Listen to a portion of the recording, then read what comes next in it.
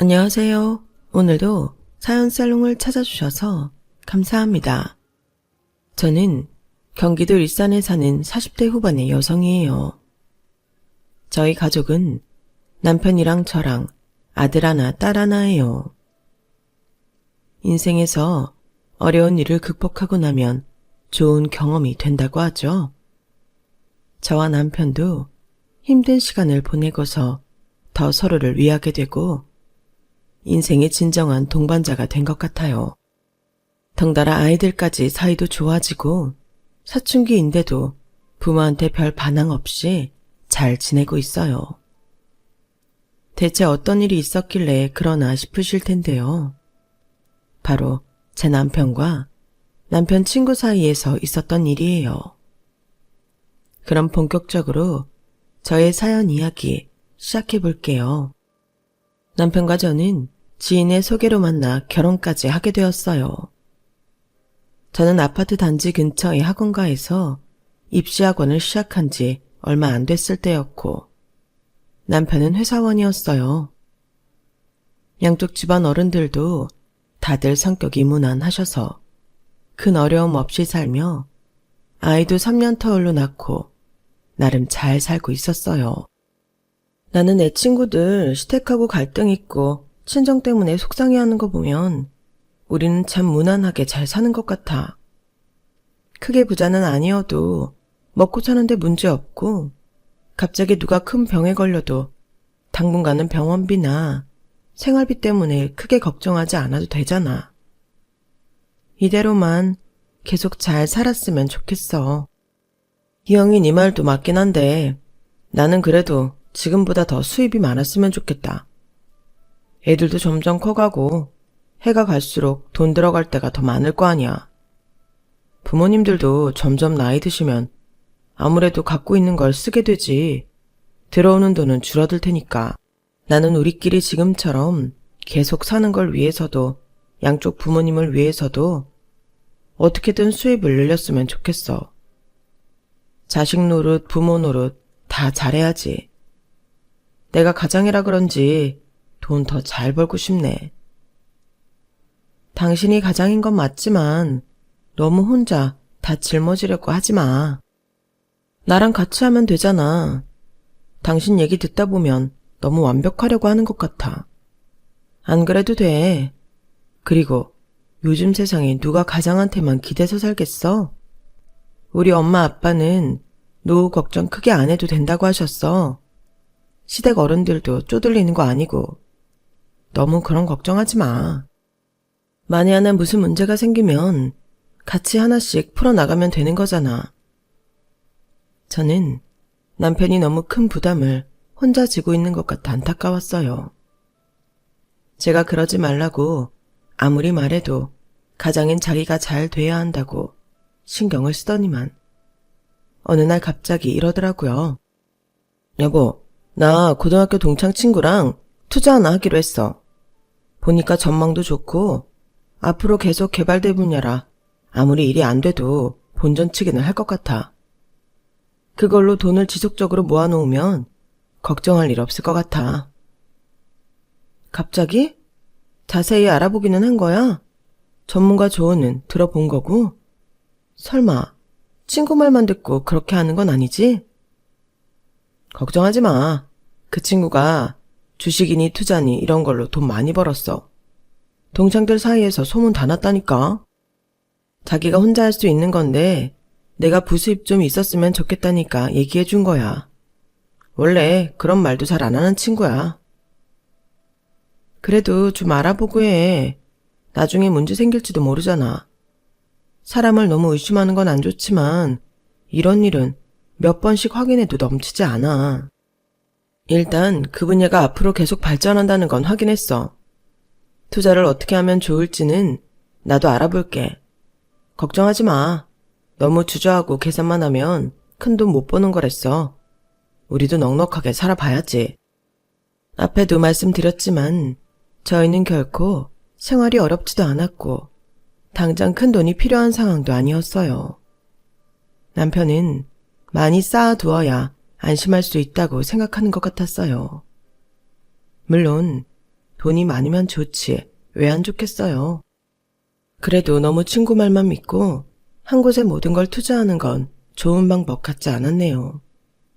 하지만 제가 자꾸 투자를 신중하게 하라고 말하는 게 잔소리 같고 남편을 못 믿어주는 것처럼 느낄까봐 더는 말을 하지 못했어요. 남편은 그 친구라는 사람과 전화통화하는 일이 많아졌고 그러면서 사람이 전처럼 차분하지 않고 뭔가 붕 뜬 것 같았어요. 저는 계속 조마조마한 마음으로 그런 남편을 지켜보았는데 남편은 일이 잘 되어 간다며 좋아하더라고요. 저는 제가 잘못 생각했나 보다 하고 남편이 저렇게 좋아하니 자기 하고 싶은 대로 하게 두자 싶었어요. 그런데 어느 날 일이 터지고 말았어요. 남편 친구가 사라진 거였어요. 그 친구가 없어졌다는 걸 알기 일주일쯤 전부터 남편은 좀 불안해 보였어요. 여보, 왜 그래? 무슨 일 있어? 괜찮아? 아니야, 별건 아니고 지금 투자한 회사가 연락이 잘 안 된다는 얘기를 들어서 친구가 확인해 보겠다고 했으니까 괜찮을 것 같아. 당신이 직접 알아보면 어때? 꼭 그 친구 거쳐서 알아봐야 되는 거야? 실은 나 그 투자처 사람 만나본 적 없어. 전부 친구한테 맡겼거든. 나한테 바쁘니까 신경 안 쓰게 해주겠다고 해서 고맙게 받아들였지. 남편의 말에 저는 다시 불안함이 올라왔어요. 그렇다고 어떻게 그런 식으로 일을 했냐고 다그칠 수도 없었어요. 남편이 너무 불안정해 보였거든요. 저는 나쁜 일이 생기지 않을 거라고 애써 불안과 두려움을 무시했어요. 하지만 결국 일이 터지고 말았어요. 남편 친구가 잠적해버린 거였어요. 그 사람은 휴대폰도 해지하고 집도 이미 다른 사람한테 팔아버리고 정말 거짓말처럼 사라져버렸어요. 남편과 함께 그 친구 집을 찾아갔는데 저희 말고도 당한 사람들이 더 있더라고요. 그날 저희가 만난 사람만 5명이었어요. 경찰에도 알아봤는데 저희처럼 당한 사람들은 나중에 잠적해버린 사람을 찾아도 돈을 되찾기 어렵다고 하더라고요. 물론 사기죄로 고소할 수는 있다고 했고요.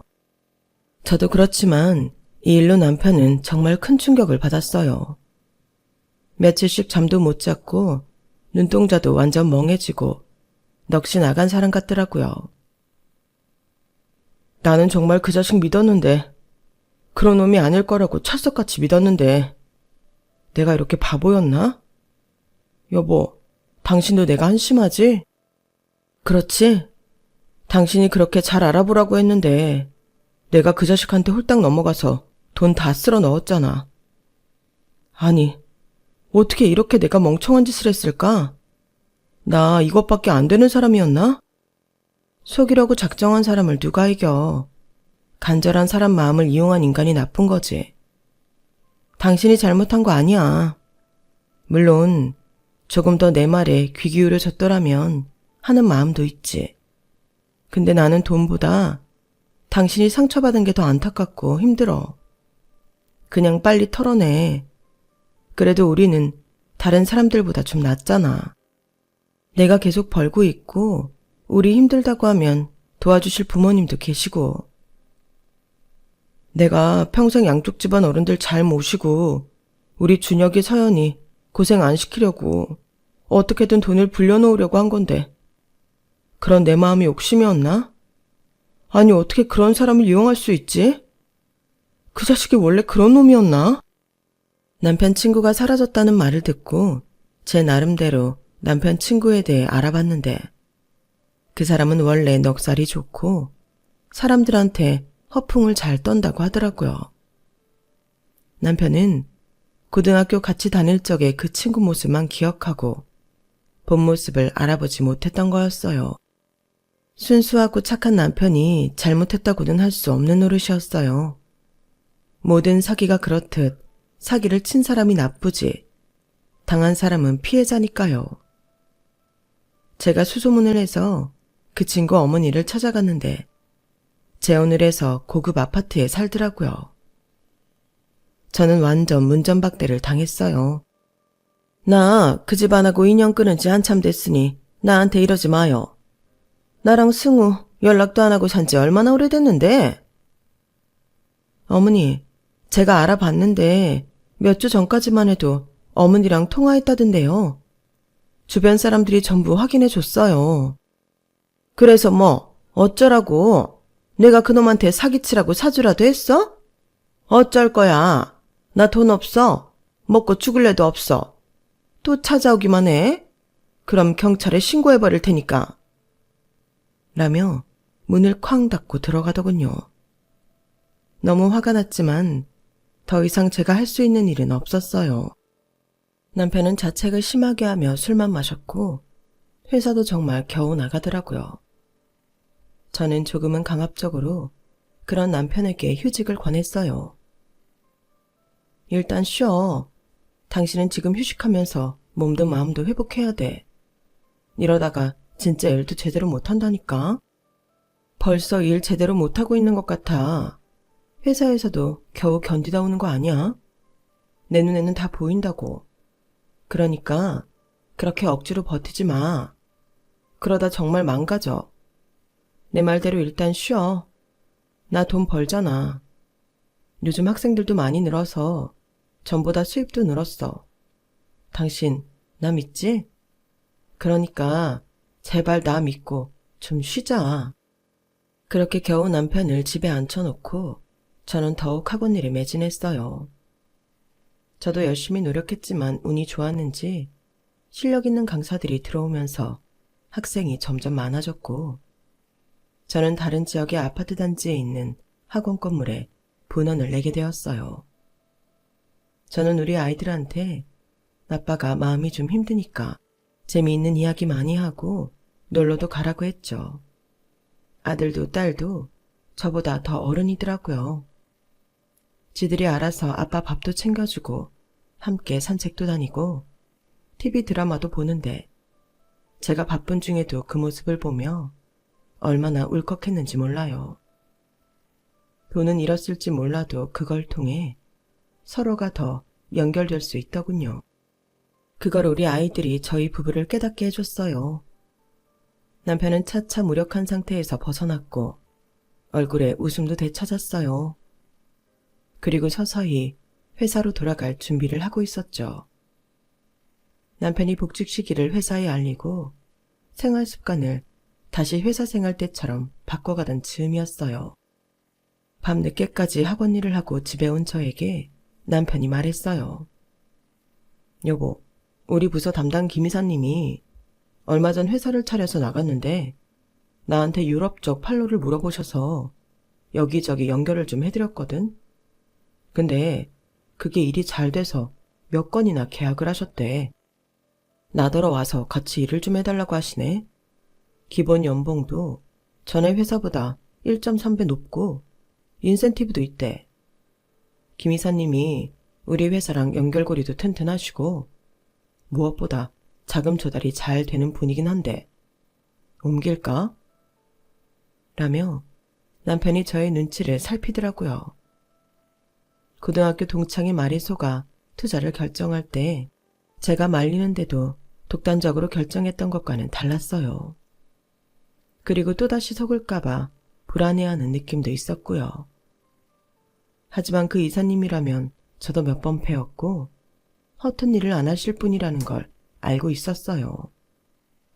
저 나름대로 사업이라면 사업일 수 있는 학원 운영을 하잖아요. 그러다 보니 많은 사람을 상대하면서 보는 눈이 좀 생겼다고 할까요? 진실되고 좋은 사람은 인상에서 풍기는 게 달랐는데 그 이사님이 그랬어요. 그래? 김 이사님이라면 믿을만 하잖아. 연봉도 더 주고 인센티브도 있다는데 뭘 주저해. 당신이 들어가기 전에 벌써 회사에 좋은 일도 해줬네. 그럼 그거에 대한 보상도 있을 거 아니겠어? 한번 도전해봐. 그런데 이번에도 사람 믿고 했다가 또 배신당하면 어쩌지? 이제는 아무리 잘 아는 사람이어도 겁부터 난다. 정 그러면 그 회사에 대해 좀 더 알아봐. 이사님하고 친한 사람들 말고 객관적으로 평가해 줄 수 있는 사람들 쪽에 알아보면 더 정확할 것 같은데 이것도 순전히 내 감이기는 하지만 김 이사님 회사 홈페이지랑 스마트 스토어 봤는데 뭐 어설픈 회사로 안 보였어. 겉만 화려한 게 아니라 내용이 충실하더라고. 나쁘지는 않을 것 같은데 당신이 정 마음 못 놓겠으면 한번 알아봐. 남편은 제 말대로 그 회사에 대해 좀 더 알아봤어요. 아무리 나쁘게 말하는 사람도 회사 자체가 껍데기 뿐이라는 말은 안 하는 걸 보고 남편은 이직을 결정했죠. 남편이 첫 출근을 하던 날 저희 가족은 치킨과 피자 파티를 열었어요. 아이들이 중심이 돼서요. 아들 녀석이 남편이 오자마자 폭죽을 터뜨렸어요. 아빠, 출근 축하. 아빠 이제 다시 고생길 열렸네. 그래도 아빠가 회사 가니까 좋다. 그러자 딸아이도 한마디 하더군요. 이게 뭐가 고생길이야. 아빠가 잘할 수 있는 일 하는 거랬어. 그치 아빠? 그러면 고생길 아니지. 그래, 아빠 고생길 가는 거 아니야. 월급도 더 많이 받고 일 잘하면 돈도 더 많이 주는 좋은 길 가는 거야.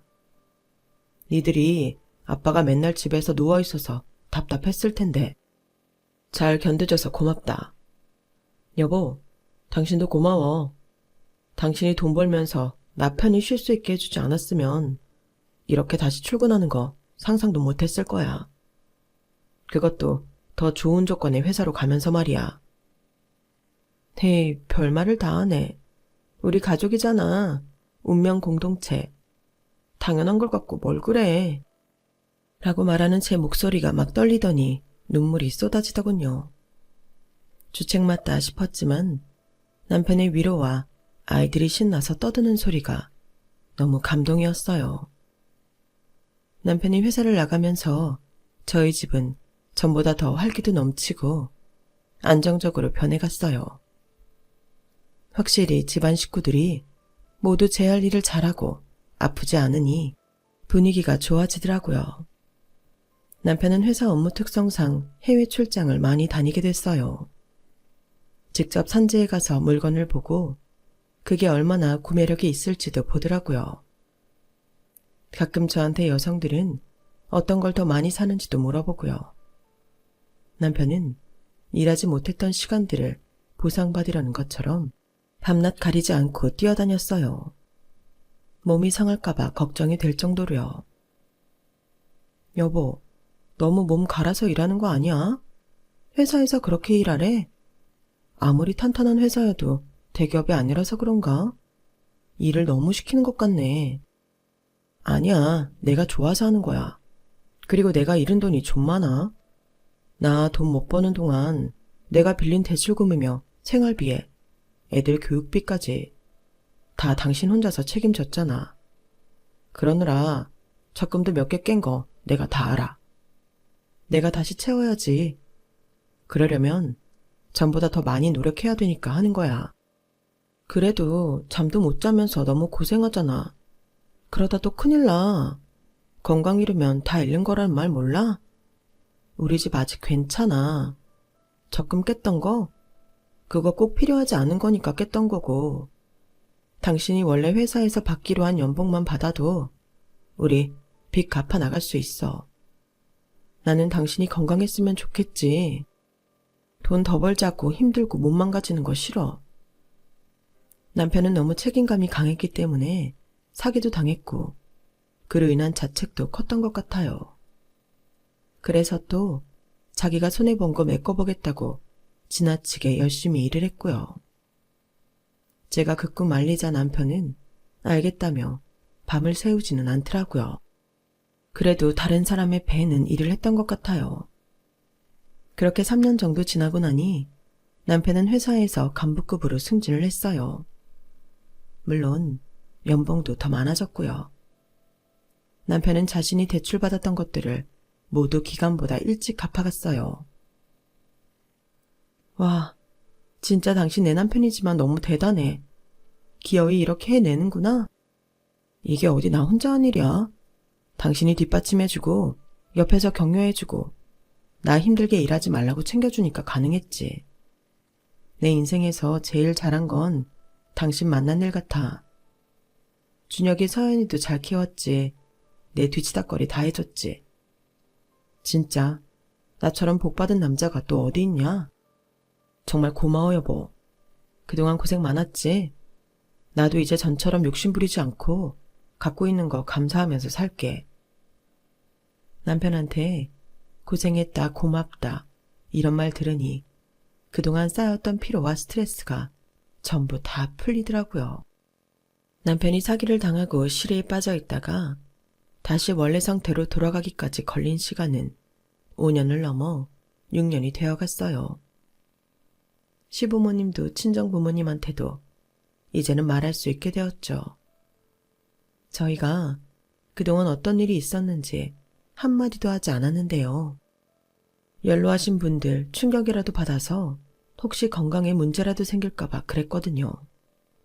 근데 저희끼리만 그 짐을 떠안고 낑낑댔다며 속상해 하시더라고요. 특히 친정엄마가 저한테 다시는 이러지 말라고 하셨어요. 진이 네가 부모 걱정 안 끼치는 애라는 거 알았지만 이런 거는 문제가 다르잖아. 네 학원이라도 잘 돼서 가족들이 먹고 살았으니 망정이지. 아니었으면 어쩌려고 그랬어. 김서방도 고생 많았지만 나는 내 새끼가 그거 혼자 다 떠안고 힘들었을 생각하니 억장이 무너진다 이거사. 앞으로 그런 일 있으면 말을 해. 엄마 속 터져 죽어. 네 엄마 말이 맞다 진이야. 그런 큰 문제가 생겼으면 부모한테 알리는 게 도리 아니냐? 아빠도 섭섭하구나. 우리가 그런 줄도 모르며 생일 때며 어버이날, 명절날 니들한테 받았던 거 생각하니 마음이 아프구나. 오히려 우리가 니들한테 뭘 해줬어야 하는 거잖아. 아, 이래서 내가 엄마 아빠한테 끝까지 말 안 하려고 했는데 어쩌다 말이 나와버렸네. 우리 괜찮았어. 내가 못 견딜 것 같았으면 엄마 아빠한테 말했지. 안 그래? 그러지 않았으니까 내 힘으로 잘 넘어간 거야. 그런 거 갖고 뭘 섭섭하다고 그래. 잘 해결돼서 다행인 건데. 우리가 감당 못하고 부모님한테 손 벌렸어 봐. 정말 그게 좋아? 좋은 쪽으로 생각하자고. 나는 그래도 양쪽 부모님한테 명절 때마다 섭섭하지 않게 해드릴 수 있어서 좋았어. 친정 부모님뿐 아니라 시부모님도 우리를 도와주지 못했다며 어떻게 온 가족이 그렇게 입이 무겁냐며 속상해 하셨어요. 그러더니 친정 부모님은 저희 가족 동남아 여행 티켓과 호텔을 예약해 주셨고 시부모님은 저희 가족끼리 즐기고 놀라며 목돈을 턱하니 계좌로 쏴주셨더라고요. 저희 부부가 한사코 괜찮다고 해도 이것도 안 받으면 정말 화낼 거라며 협박 아닌 협박을 하시는 거 아니겠어요? 그래서 저희 가족은 감사한 마음으로 동남아 여행도 다녀오고 시부모님이 보내주신 돈으로 오롯이 저희 가족이 좋아하는 걸 사고 하룻밤 호캉스도 다녀왔어요. 그러고 얼마 안 있어 남편은 또 해외 출장을 가게 되었어요. 이번에는 동유럽으로 간다고 하더라고요. 동유럽 요거트나 유제품이 질이 좋고 가격이 저렴한 것들 중 아직 수입이 안 된 것들이 있대. 고급 품질의 도자기 제품도 있고 이번에 잘만 하면 물건만 보는 거 아니고 계약하자 할 수도 있어서 한 달 정도 가 있을 것 같아. 마침 그쪽에 전에 다니던 회사 지사가 있어서 거기 사람들하고도 만날 약속을 했거든. 그래, 잘 다녀와. 늘 하는 말이긴 하지만 건강 조심하고 어디 아프지 말고 약도 잘 챙겨가지? 소화제는 내가 준 거 아직 있어? 그럼 여전히 잘 가지고 다니지. 걱정하지 마. 남편이 어려운 일을 겪고 난 후부터 만성적인 위장 장애가 생겼거든요. 그래서 늘 챙기는데 남편도 제가 주는 약이나 건강식품을 잘 먹어줘서 고맙더라고요. 그렇게 여느 때와 다름없이 남편은 출장을 가고 저는 학원 일을, 아이들은 학교를 오가며 생활하고 있었어요. 출장 가서 첫날 남편이 잘 도착했다고 문자도 주고 통화도 잠깐 했어서 별 걱정 없이 있었죠. 남편이 출장 가 있을 때에는 매일 통화는 못했어요. 남편도 바쁘고 저도 바쁘니 3일 정도에 한 번씩 서로 문자를 주고받으며 잘 지내는지 확인했었어요. 특별한 일이 없는 이상 통화는 안 했어요. 그래서 3일이 지나서 문자가 없어도 별 걱정을 하지 않았는데요. 오후에 갑자기 저한테 전화 한 통이 걸려왔어요. 한참 강사들하고 회의하느라 바쁜 시간이었는데 모르는 번호더라고요. 그래서 처음에는 안 받고 무시했는데 계속 전화가 오는 거 아니겠어요. 저는 그제야 뭔가 이상한 기분이 들어 전화를 받았네요. 여기 대전경찰서입니다. 김정호 씨가 남편 맞으십니까? 네, 맞는데요. 근데 어디시라고요? 대전경찰서 강력반 박땡땡 형사입니다. 남편분께서 대천 해수욕장에서 사망한 채 발견되셨습니다. 네? 뭐라고요? 우리 남편이 진짜 맞아요? 이름만 같은 사람 아니에요? 우리 남편 지금 동유럽 출장 가 있어요. 뭔가 잘못된 게 분명해요. 저희가 발견한 신분증상으로는 남편분이 맞거든요. 그럼 남편분 신분증 사진 보낼 테니까 확인 부탁드립니다. 경찰한테서 사진이 전송되는 그 짧은 시간 동안 얼마나 떨리던지 저는 그만 핸드폰을 손에서 놓치고 말았어요. 제가 핸드폰을 줍는 동안 경찰은 사진을 전송했고 저는 너무 무서워서 그 사진을 보기가 두려웠어요. 남편을 굳게 믿고 있었지만 혹시 무슨 사고 때문에 거기서 발견됐다는 건지 별 생각이 다 들더라고요. 정말 눈물이 금방이라도 쏟아질 것 같은데 마음을 다잡으며 핸드폰 화면을 다시 켰어요. 그랬는데 세상에 정말 저는 입이 떡 벌어졌어요. 경찰이 보내준 사진은 다름 아닌 남편한테 사기를 쳤던 바로 그 사람이었어요. 이 사람 저희 남편 아니에요. 근데 이 사람이 제 남편 신분증 갖고 있던 거 맞아요? 이 사람은 우리 남편뿐 아니라 여러 명한테 사기치고 도망간 사람이라고요. 네? 그게 정말입니까? 참. 저희도 신원조회 다시 할 테니 여기 오셔서 진술 좀 해주시겠습니까? 지금 다시 생각해봐도 기가 막히네요. 얼마나 정신없이 대천까지 갔는지 저는 경찰서 도착할 때까지의 일을 하나도 기억 못해요. 처음에는 동유럽에 있을 내 남편이 바닷가에서 죽었다고 하더니 이제는 남편한테 사기친 놈 사진을 보내왔으니까요. 경찰에서도 제가 갈 때까지 자기들 인력을 총동원해서 어찌된 일인지 밝히려 노력을 했더군요. 그 결과 알게 된 건 그 사기꾼 놈은 그동안 남편 신분증을 도용해서 지방 여기저기를 전전하며 살아왔다는 거였어요. 처음에는 부산 쪽에 나타났는데 그게 2년 전이라고 했어요. 저는 남편이 그 인간에게 어떤 일을 당했는지 소상히 이야기해줬죠. 좋은 투자처가 있다고 속여서 남편이 모았던 돈과 대출받은 돈까지 전부 다 갖고 튀었던 일을요. 저희뿐 아니고 많은 사람들이 속았고 어느 날 흔적도 없이 사라져서 찾을 수 없었다고요. 제가 진술을 다 하고 어떻게 되는지 궁금해서 잠깐 경찰서에서 기다리는데 다른 형사가 담당 형사한테 이런 말을 하는 거였어요. 그러게, 욕심을 부리니까 이런 놈한테 당하는 거 아니겠어? 아니, 실체도 없는 투자처에 뭘 믿고 지 돈을 전부 쏟아붓냐고. 그 말을 들은 저는 발끈해서 한마디 했어요. 형사님, 그건 아니죠. 저희 남편이 얼마나 절실했는지 뭘 안다고 그렇게 함부로 말하세요. 물론 돈 욕심에 당하는 사람들도 있을 거예요. 하지만 우리 남편처럼 가족들 편하게 해주고 싶어서 다들 더 좋은 환경에서 살게 해주고 싶어서 그랬던 사람들도 있어요. 작정하고 사기를 치는 놈들이 얼마나 말을 잘하고 용의주도한지는 형사님이 더 잘 아시지 않나요? 말씀 그렇게 하지 마세요.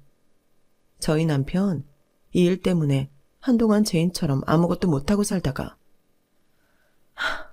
이제 날개 펴고 산다고요. 형사님이 사기당했을 때 누가 그렇게 말하면 좋겠어요? 그러자 담당 형사가 대신 저한테 미안하다고 사과하면서 기분 풀라고 하더라고요. 그리고 이제 저는 가봐도 좋다고 했고요. 하지만 남편의 신분증이 도용당했기 때문에 남편이 출장에서 돌아오면 경찰에 한번 출석해야 한다고 했어요. 그 말도 아주 정중히 해줘서 그나마 마음이 좀 풀렸어요. 정말이지 당하는 사람 입장 되어보지 않으면 그 속사정 절대 모른다고. 어떻게 그렇게 쉽게 판단하고 사람을 바보로 만드는지 너무 속상하더군요. 물론 그 형사뿐 아니라 많은 사람들이 그러겠죠. 저는 그 일을 계기로 남들을 함부로 판단하게 되지 않았어요. 저는 집으로 돌아와 남편과 이 일로 통화를 했고 남편 역시 무척이나 놀라며 하루빨리 일을 매듭짓고 돌아오겠다고 했어요. 남편은 회사의 사정을 이야기하고 예정보다 일찍 귀국해서 경찰서에 가서 당시 상황을 이야기했어요. 보아하니 그 사기꾼 놈이 남편한테 신분증 복사를 한다고 빌려가서 그걸로 가짜 신분증을 만들었나 보더라고요. 그 신분증을 만들어준 사람까지 찾아내서 붙잡아 온 걸 보니 경찰들도 대단하다 싶었어요. 그 친구분은 사기친 돈을 다 들고 동남아에 가서 떵떵거리며 살았더라고요. 그러다가 리조트 사업에 손을 대고 망해서 2년 전에 부산으로 입국했는데 그때부터 김정호 씨의 신분증을 사용했네요.